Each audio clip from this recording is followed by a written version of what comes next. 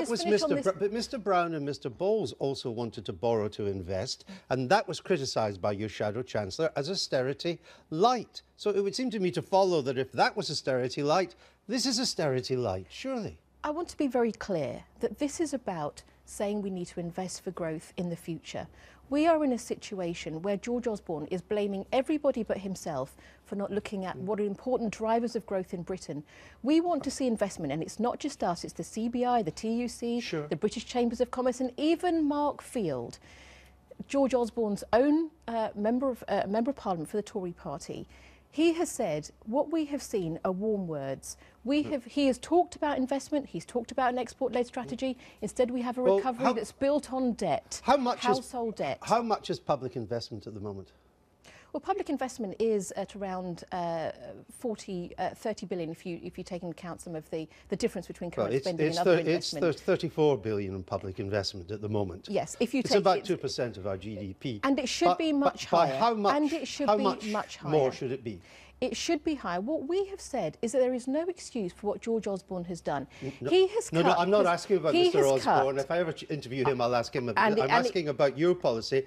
Yeah. 34 billion at the moment, rising to 40 billion by 2020. And it focuses, how much more would it be? And it focuses on where we have said it needs to be as a percentage of GDP.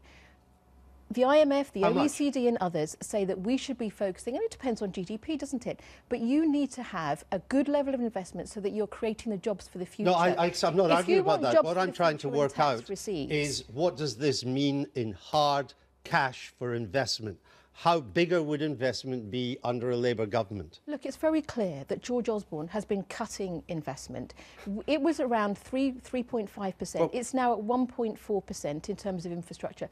If you want the jobs of the future coming through research, development, infrastructure, those skills, if you I agree with all that. You want to turn around the situation where young people... by how much more would public investment increase under this formula? But what we've said is that you need to make sure that you've got a balance for where the economy needs investment so that you can get the tax receipts and the growth for the future.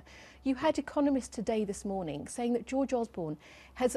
If you talk about fairness in the future as two things. I'm here to talk about Labour's policy, not Mr. Osborne's policy. That's true. So let's but he has not focused on the drivers of growth, nor has there been balanced growth. If you want a balanced budget, you need to balance growth. All right, but let me ask you this. He has failed on that. Let's stick with Labour, because that's what you're here to talk about. John McDonnell's made a distinction between short-term investment and long-term investment. What's the difference? What's a short-term investment? What's a long-term investment? What we've said is that you want to see investment that's going to see us having a big stake in the future.